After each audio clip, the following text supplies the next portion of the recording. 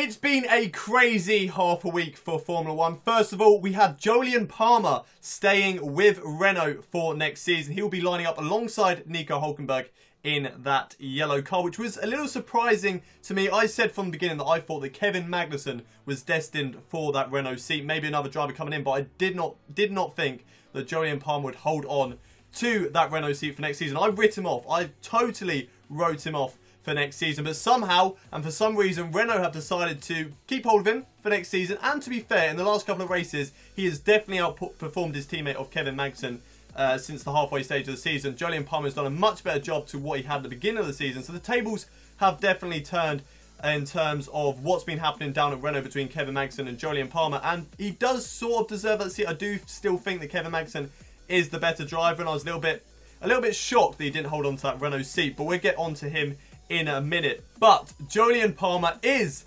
held on for another season, which means there will be at least two British drivers in Formula 1 next season, provided that Jordan King does not get a drive down at Massa. So carrying on the theme of driver transfers, we had Esteban Ocon, who in the last episode of This Week in F1, I told you guys that he was now the firm favourite for the Force India seat, and I said that that wasn't going to happen. I said that that should not happen. Pascal Wehrlein should 100% get the drive for Force India over Esteban Ocon. And I was wrong. I was 100% wrong there. Esteban Ocon is now the new driver for Force India, which I'm a bit surprised at. I don't believe that he deserves the drive over Pascal Wehrlein. Pascal Wehrlein has been in that seat the whole season. He scored 1 point for a team like Massa, who are, right down at the bottom of the championship, really struggle to get above really 15th in the races if there are no DNFs. So, for them to get a point with Pascal Wehrlein was a fantastic result for them, and then to be rewarded with absolutely nothing at the moment and to stay in a Massa seat is really disappointing for him, and I'm really shocked that Esteban Ocon got that drive ahead of him. But I'm going to a little bit of conspiracy right now. I think that the reason that he didn't get the drive is because Force India have said that the deal with Esteban Ocon is a multi-year contract, and that is quite a big deal in Formula 1. Multi-year, if drivers are on for a multi-year contract, they're safe. They don't have to worry next season. Like the Renault drivers at the moment, they were worried because they didn't have a multi-year contract. They just have 1 year. So, so Esteban Ocon's contract at Force India is multi-year, whereas Pascal Wehrlein down at Massa, I believe, is just a yearly renewal if they want to keep him. He's just on loan down at Massa. So, I believe that if Mercedes do either want to get rid of a driver at the end of 2018, because I think they've got both Lewis Hamilton and Nico Rosberg's contracts end at the end of 2017. So, the start of 2018 season, they may not have both those drivers signed on for them. So if either of those drivers want to leave and go to another team, we don't know what the team's going to be like next season. So if either of those drivers want to leave, or Mercedes want to get rid of one of those drivers, then they can pull Pascal Wehrlein straight in from Massa without having to pay anything extra to get them out of their contract. Whereas Esteban Ocon, unless there are any contract clauses in his contract, any release clauses in his contract, then he should be staying with Force India for a couple of years yet. So it would be a lot harder for Mercedes to get Esteban Ocon out of that seat. They would have to pay money to get him out of that contract, where with Pascal Wehrlein, they can literally just say, yep, we're having Pascal Wehrlein this season, and he will just step straight into that Mercedes seat. That's just me saying it, maybe because I want Pascal Wehrlein to do better than Esteban Ocon. I think he's done a lot better over the half of the season that the two have been up against each other. They have been very close, to be fair, but I do think that Pascal Wehrlein is the better driver out of the two of them. You may think that that would be the end of all the driver transfer news for this week. But no, there is a lot more. Esteban Gutierrez, the other Esteban in the Formula 1 Championship, has officially left Haas. So on Thursday, I think it was Thursday, he officially left the Haas Formula 1 team. He put up a tweet and an Instagram saying that he had a great season with them, and unfortunately he would not be staying on with them for the next season. But he was certain that he was going to have a seat in Formula 1. So where is Esteban Gutierrez going? Is he going down to Massa or down to Sauber? They're the only two seats that are available. It's Sauber and Massa right now. So that is the only place that he can go, unless there's some surprise team that's coming into F1 this next season that nobody knows about at all. Then Esteban Gutierrez has either got to drive for Sauber or for Massa. And if I was him, I wouldn't really want to go for that step down. But if he's still in that Ferrari Academy, then there could be a seat somewhere with maybe Sauber, just the link up. The Sauber will get a cheaper engine. So he could possibly go there. That would seem a more more logical option for Sauber to go there because they could get a cheaper engine, although it's rumoured, I think it's confirmed actually, that Sauber are going to be using the 2016 engines instead of Ferrari's 2017, which is a little bit stupid if I'm honest, because they're going to have a reliable engine at the start, but then it's going to really suffer as they go on throughout the season because there will be no engine upgrades at all. So Esteban Gutierrez could go to Sauber for next season. That's definitely a possibility of him going there, joining alongside Marcus Ericsson, who I think is definitely going to get that seat. The only other person who wouldn't is Felipe Nasr. I'm not too sure whether he will get that seat or not, but I don't really care, in all honesty, if Felipe Nasr doesn't get that seat. So, yeah, Esteban Gutierrez could definitely go to Sauber for next season. And then on the Friday, Kevin Magnussen was finally signed for the Haas Formula 1 team. It's been rumoured for a while. There's been a lot of rumours saying that Kevin Magnussen would be joining the team. It was just waiting for the confirmation. I think it was pretty much sealed once Joylon Palmer was staying on at Renault. And once, once the rumours came out, I think that's why Joylon Palmer stayed at Renault, was because Kevin Magnussen was already confirmed. What Renault knew, it just wasn't officially confirmed that he was going to Haas. So Renault then dropped their driver Esteban Ocon. So they were kind of stuffed for drivers. In all honesty, they had to go for Joylon Palmer, but he still did sort of deserve that to be in the car. And yeah, but we're not talking about Joylon Palmer there, we've already spoken about him. So Kevin Magnussen at Haas, I think it's a really good deal, and it could certainly shape him up to possibly be a Ferrari driver in the future. But Ferrari don't tend to pick up young drivers. They usually just take drivers that are doing quite well in the season, like, Sebastian Vettel, Kimi Raikkonen, Fernando Alonso, Felipe Massa. They usually pick up drivers who are already experienced and have got quite a lot of talent. So they could possibly pick from Haas in the future once Kimi Raikkonen leaves Ferrari. I don't think that's going to happen, but we'll get to that, next year when we finally start talking about the 2018 season. But that's a long way to go. Let's not talk about that right now. But it's a good option for Kevin Magnussen to go to Haas. I think he's going to be definitely happy with that role, alongside a very good driver as well of Roman Grosjean. So it'd be nice to see the sort of battles between those two teammates and see what they can do against each other. So hopefully there can be a nice inter-team battle between those two. You'll be happy to know, though, that is everything on the driver transfers. There's no more driver transfers going on. We've just got there's only 4 seats available left in Formula 1 for next season. 2 at Sauber and the 2 at Massa that aren't confirmed, but I think one is definitely going to Marcus Ericsson in the Sauber. Not too sure about the other seat. It could go to Felipe Nasr. It could go to Sergei Sirotkin. It could go to other possible drivers as well, but I'm not too sure on that other seat at the moment. I'm not going to really discuss it because, I've got them quite wrong recently in my predictions, so I'm not too sure, in all honesty. I'm not actually too sure who is going to get that final Sauber seat. And then you move over to Mana, and Pascal Wehrlein certainly has got to get that other Mana seat. He's definitely going to be in Formula 1 next season. If he's not in Formula 1, then it's a huge loss for the sport, and he should, hopefully be in there for 2018. But he should be at Mana for next season. And then alongside him could either be, obviously, Rio Haryanto with that money that he now has, or Jordan King, who also has a bit of money as well. So there's a little bit of battle between those two about who could possibly get that final Mana seat. But that is it on the driver transfer news for this episode. Let's get on with what else has happened this week in Formula 1. So what else has happened? Well, Felipe Massa has got a very, very special livery for this Brazilian Grand Prix, with it being his final home race. And all that they have done is they've just put Massa instead of Martini. So it's not really much of a tribute to a driver. There's nothing really different there, just Massa written on the side. It's not a huge change. It's not really a noticeable change. If you're looking at the car, it will probably take you a little while to sort of spot the difference there. But I definitely think that Tim Holmes' design, his helmet livery design, is much better than that as a tribute. So definitely go check that out. It's probably on screen somewhere now.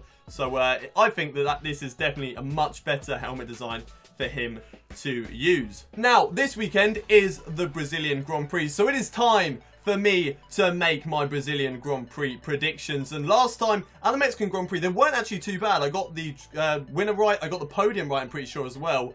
And I was pretty close with the rest of the field, so that was a good result. And now I'm going to try and do that once again. So, in first position, let's not start with first, let's start right down in 10th. So, in 10th position, I'm going to put Sergio Perez. I still think that the Force injury is fast here, It's not as fast as all the other guys. There is a very big competition. I'm doing these predictions after qualifying, so I'm doing this on the Saturday night. So I have seen qualifying, and I know where everyone is on the grid. So I'm sort of basing it around that, so it gives me a little bit of advantage. But I won't be guessing who's on pole position, obviously, because I can definitely get that one right. It was Lewis Hamilton, if you don't already know. So Lewis Hamilton is on pole, but we'll get to that in a minute. Sergio Perez, I have put him in 10th position. I do think that the Force India is going to go well here, but like I've said, it's very close competition between the likes of the McLarens, the Force Indias, the Williams, and the Toro Rossos in this race, and the Haas's as well. So it's going to be a very close battle in the midfield to try and pick up the final remaining points. But I think Sergio Perez is going to come home in 10th position. Ahead of him is going to be Fernando Alonso. I've got the McLaren man in 9th position. He's going to drop down a few positions from where he qualified. I think it was a fantastic lap from him to get his car up there, but I don't think he's going to have the legs on it throughout the race to try and solidify that qualifying result. So I do think for him it's going to be down in 9th position, but that's still a great result for that McLaren car.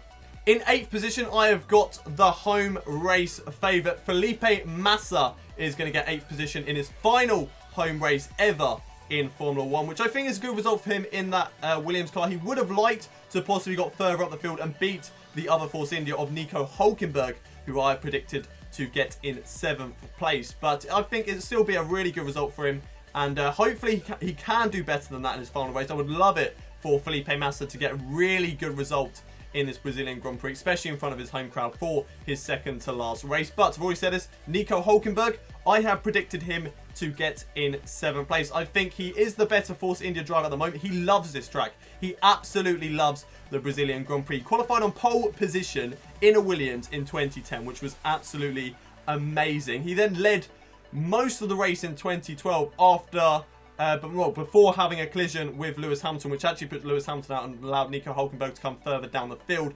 But yeah, so Nico Hülkenberg certainly loves this track and can definitely do well at. Will he get a podium here today? Unless anything major happens to the front runners, no, he won't. But, you know, this Formula 1, anything can happen. There's certainly the chance of rain in the air for the Brazilian Grand Prix. So that could definitely shake something up and possibly getting that first ever podium in Formula 1, which I would love to see. But I don't think it's going to happen. I think it's going to be 7th position for him, and it's going to be a nice, comfortable race for Nico Hülkenberg. In 6th place, I have got Sebastian Vettel. I think that he's not going to have the best race out of the two Ferraris and the two Red Bulls. I think he's going to come worse off out of that battle. It's very close. In all honesty, between the top 6, if I'm honest, looking at the qualifying results, it's very, very close between those drivers. So it'd be very nice to see exactly what those guys could do. So I do think the Mercedes will come out on top at the end of the day, but we'll get to that in a minute. But Sebastian Vettel, he's going to come home in 6th position and unfortunately be at the end of the top 3-team battle. Daniel Ricciardo will not be doing any shoeies at the Brazilian Grand Prix. I have predicted him to come home in 5th position. I think the Red Bull is going to be very quick here. You know, they've got a lot of downforce, but unfortunately they're just losing it with their engine power down the long straight as you go up the hill and down towards turn 1. So I do think the Red Bull are going to have a really good race here, and Daniel Ricciardo will have a good race getting in a battle with the two Ferraris and possibly the Mercedes at some point. But I don't think it's going to be enough, and I think there is only going to be 5th place for the Australian driver. In 4th place, we have the Iceman himself. Kimi Räikkönen is going to have a fantastic race, I believe. Unfortunately, he's going to drop down from his 3rd place in qualifying. I think it was a great lap from him, but I just don't think the Ferrari have the legs during the race. I don't think they're going to get a result over the Red Bull. The Red Bull are very quick through the corners, and they've got the downforce to help them. So I think that's going to really help in the race. They may lose out on the straights, and they may get overtaken, but ultimately they're going to be quicker through the corners, and it's really going to help them when it counts. So Kimi Räikkönen, unfortunately for him, he's going to finish in 4th place, dropping down a position from when he started, but that's still a great result for him, beating his teammate and setting him up himself very nicely to try and get that 3rd place in the championship. So let's get into the podium for the Brazilian Grand Prix. I think that Max Verstappen is going to get a 3rd place at the Brazilian Grand Prix. He's qualified on 4th. He's done a good job to get there. I do believe that the Red Bull car is going to be very quick at this race. So Max Verstappen is my man to be in 3rd place in the Brazilian Grand Prix. And he'll probably get driver of the day because that is just how Formula 1 works. And Max Verstappen will always get driver of the day no matter what happens. So who is going to be on top between the two Mercedes drivers? Are we going to have a new world champion with Nico Rosberg win the race, or is Lewis Hamilton going to win it and take the battle down towards the Abu Dhabi Grand Prix?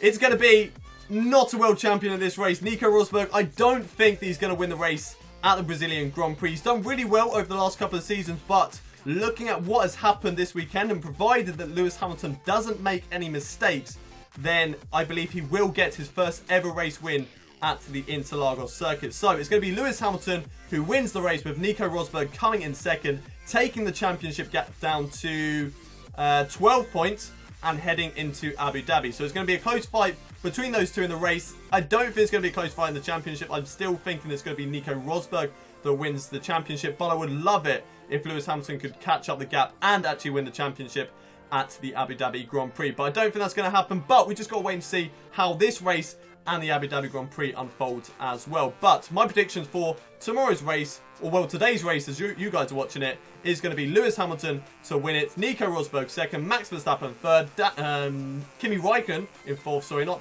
Daniel Ricciardo. Daniel Ricciardo is in fifth, and then Sebastian Vettel sixth, Nico Hülkenberg seventh, Felipe Massa eighth, Fernando Alonso ninth, and Sergio Perez in 10th. And then I've got the most positions gained, and it's going to go to my favourite driver, Jenson Button. He is going to get the most positions gained in tomorrow's race. He's starting down in 17th position, so he's probably the most logical driver to pick out of all of them who's going to gain positions. His car shouldn't be down there, it should be further up, especially with Fernando Alonso getting 7th place in qualifying, so, qualifying 10 positions above him. So, yeah, I do believe that Jenson Button is going to get the most positions in tomorrow's Brazilian Grand Prix. So, that is it for this week in Formula 1. Don't forget to discuss everything that's happened this week with myself down in the comments below. We'll discuss, all the driver transfers that have happened already in the last couple of days. And also, we will discuss my Brazilian Grand Prix predictions. And what are your Brazilian Grand Prix predictions? We'll discuss all those in the comments down below, so don't forget to leave your opinion down there as well. But that is it for today's video. Don't forget to smash that like button. Also, subscribe to my channel if you are new around here. Also, check out all my social media networks as well. I've got Twitter down there, Snapchat, Instagram, and Facebook, although I don't really use Facebook too much. But if you want to go check that one out as well, then you can certainly go and do that. But I will see you next time with another This Week in Formula 1. I hope you guys enjoy the Brazilian Grand Prix. But until next time, it's goodbye from me.